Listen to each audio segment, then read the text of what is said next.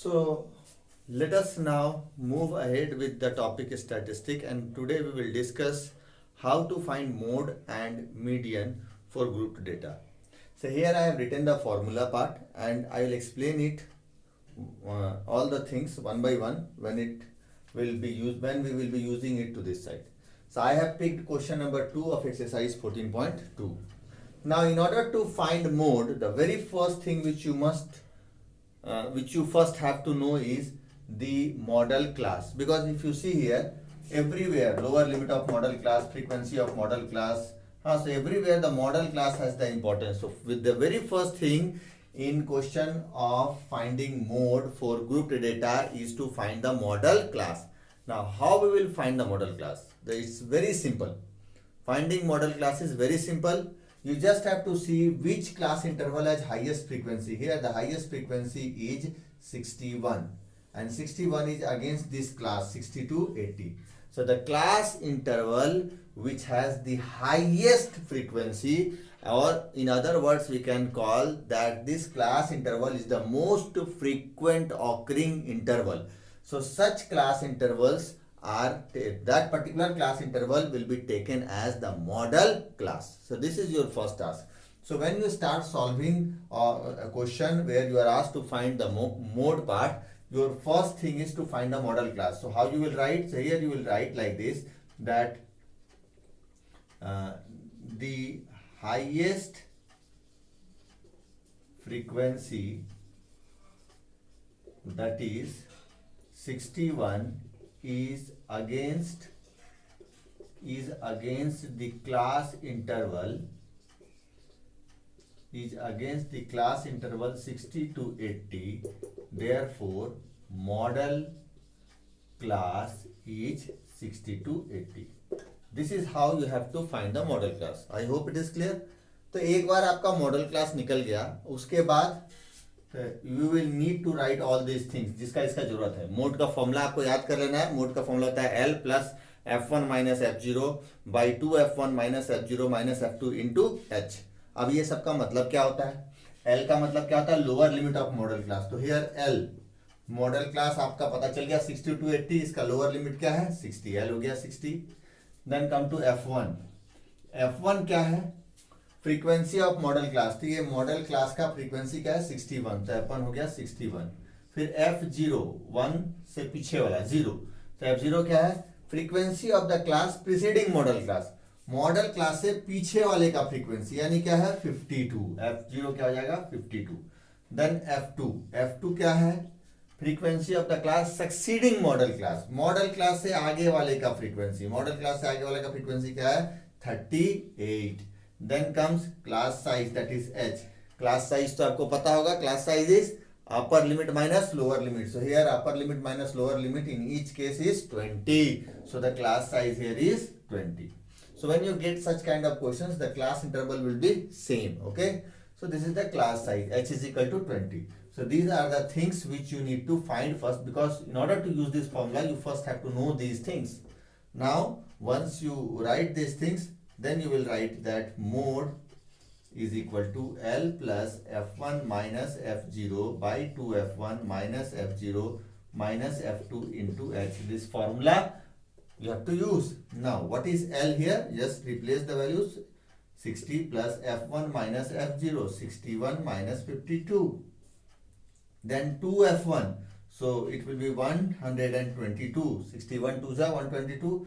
Minus F0 minus F2. So minus 52 minus 38 multiplied by H. H is 20. So this is 60 plus, so it will be 61 minus 52, that is 9. And 122 minus 90 into 20. So this will give you 60 plus 9 by, and when you subtract this, you will get 32 into 20. So 4 5 ja and 4 8 ja 32. So this will become 60 plus 9 5 ja 45 by 8. Now sometimes what generally we do is we go for taking LCM. Never go for that. LCM निकालने का जरूरत नहीं है. LCM निकालोगे तो 60 को 8 से multiply करना पड़ेगा, फिर फाइनली तो डिवाइड ही करना है 8 से।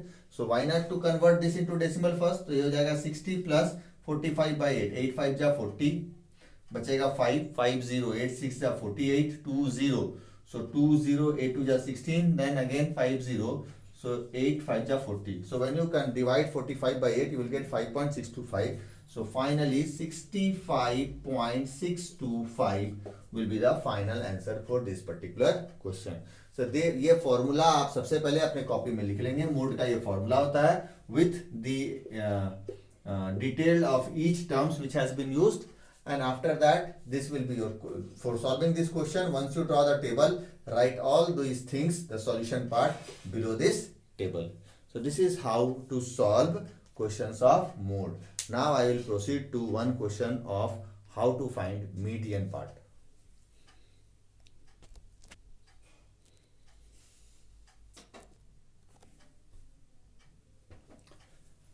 So here I am with another question. Now this is from median part, exercise 14.3, question number 1. Actually the question number 1 is to find mean, median and mode, all the three, but I have already explained you how to find mean, how to find mode. So now I am focusing on how to find median. अब देखिएगा कि median find करना है, तो median find करने के लिए यहाँ फॉर्मूला है L plus n/2 minus CF/F into H. In this particular formula it is quite clear that here you need CF, cumulative frequency, यानी कि मीडियन फाइंड करना है तो आपको एक क्यूमुलेटिव फ्रीक्वेंसी का टेबल बनाना पड़ेगा, और मीडियन है तो डेटा अरेंज होना चाहिए, मतलब असेंडिंग या डिसेंडिंग ऑर्डर में रहना चाहिए। ये ऑलरेडी ऑर्डर में है 65 to 85, 85 to 105, मतलब हम लोग बढ़ते क्रम में जा रहे हैं। It is in ascending order.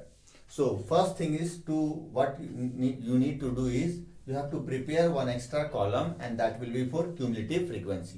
And how to find cumulative frequency? The frequency here is 4, so cumulative frequency is 4. Now for this particular row, the cumulative frequency will be sum of these two, 4 plus 5, so 9 will be in the column of cumulative frequency, second row. Then third row we will need to add this. So in cumulative frequency column we just have to add all the frequencies of this particular row and those which are above or preceding this particular row. So 5, 4, 9 and 9 and 13, so that will become 22. Again we'll add 20, so it will become 42. Then 14 more, so it will become 56. Then 8 more, so it will become 64, and then 4, that is 68. So this is how to find the cumulative frequency. Cumulative frequency निकल गया। ये आपका है summation of frequencies, सारा frequency का सम, total का सम कितना आया 68, तो यहाँ भी वही होगा, summation of Fi that is equal to 68, और यही समेशन ऑफ Fi को हम लोग क्या बोलते हैं, n, total number of observation मेरा क्या है, टोटल मेरा कितना आया 68। अब है कि यहाँ मीडियन अगर हमको फाइंड करना है, so to find median our main objective is to find median class. Mode में हम लोग क्या किए थे, मॉडल क्लास पे फोकस किए थे, because everything was depending on the model class. Here you first have to find the median class. Median class आपको find करना है पहले। अब median class को कैसे find करेंगे, तो median class को find करने का तरीका क्या है, median class में हमको middle most term को find करना है। middle most term, total terms कितना आया, number of terms कितना है 68, so यहाँ पे लिखेंगे here n is equal to 68। अब इसका आधा क्या होगा, n/2 क्या हो जाएगा 34। तो जो भी n/2 का वैल्यू है उस पर फोकस करेंगे। n/2 क्या है 34, and you have to find that 34th term will lie in which interval, कौन से इंटरवल पे 34th टर्म आएगा। अब ये कैसे पता करेंगे, इसी के लिए हम ये क्यूमुलेटिव फ्रीक्वेंसी का रो कॉलम को बनाए हैं। मतलब ये क्या कह रहा है कि 65 to 85 number of consumer force, cumulative frequency 4, 85 to 105 number of consumers 5, cumulative frequency 9। क्या मतलब कि 4 के बाद after 4 terms the 5th term, that means 4 तक तो यहां होगा, 4 के बाद अगला 5 जो है वो इस इंटरवल पे लाई कर रहा है। अगला 5 यानी कि 4 के बाद, यानी अगला 5 मतलब क्या हो गया, 5वां, 6ठा, 7वां, 8वां, 9वां, ठीक है। 9th टर्म तक यहां आएगा इस इंटरवल में, 9th 5 4 9 कंप्लीट। 9th के बाद 10th टर्म से लेकर के 22nd टर्म तक अगला 13, सो अगला 13 मतलब 9th के बाद 10th से लेकर के 20 सेकेंड तक इस इंटरवल में आएगा। आपको पता करना है 34th टर्म, तो 34th तो इस पे नहीं आएगा, ये तो 20 सेकेंड तक आया। 20 सेकेंड के बाद, क्योंकि यहां तक टोटल 20 सेकेंड टर्म हो रहा है, 20 सेकेंड के बाद यानी 23 से लेकर के अगला 20 यानी 42 टर्म्स तक इसमें आएगा।